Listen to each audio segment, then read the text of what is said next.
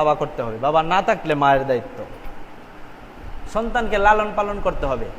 একজন সন্তান জন্মগ্রহণ করেছে, এই সন্তানের ওষুধ বাহর যা লাগে খাওয়া দাওয়া বালেগ হওয়ার আগ পর্যন্ত, উপযুক্ত হওয়ার আগ পর্যন্ত সম্পূর্ণ দায়িত্ব বাবার কাঁধে।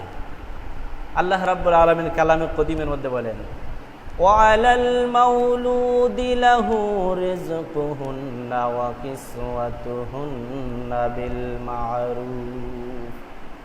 আল্লাহ রাব্বুল আলামিন কালামে কদিমের মধ্যে বলেন, ওয়ালাল মাউলুদি লাহু রিজকুহুন্না ওয়া কিসওয়াতুহুন্না।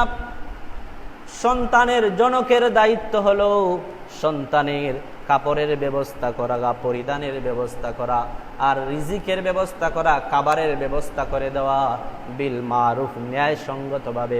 5 ছেলে থাকলে 5 ছেলেকে সমানভাবে দিতে হবে, 2 মেয়ে 3 ছেলে থাকলে সবাইকে সমানভাবে দিতে হবে, কাউকে বেশি কাউকে কম দিতে হবে না, দিতে পারবেন না।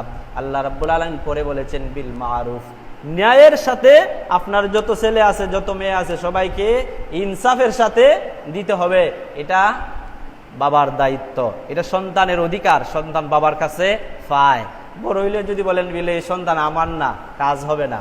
সন্তান আপনার কাছে পায়, জন্ম আপনি দিয়েছেন, জন্ম কোনো অন্য কেউ দেয় না। আপনি মানুষ, সৃষ্টির শ্রেষ্ঠ জীব, আপনি সন্তানকে অস্বীকার করলে হবে না।